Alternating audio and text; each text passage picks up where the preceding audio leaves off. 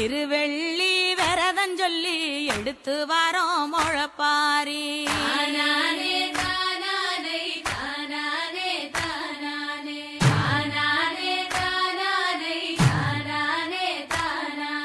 காத்து மட்டும் வந்து போகும் கட்ட பொம்மை கோட்டை போல வெயில் பட ஓல பின்னி விதைச்சு வச்சோம் முழப்பாரி.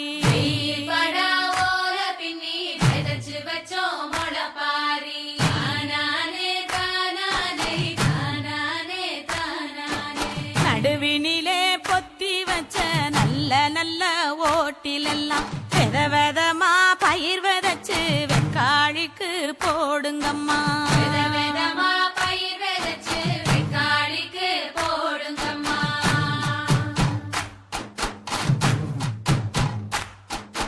காசி பயறு போட்ட கையில் பவன் பவனா நிலைக்கும் அம்மா.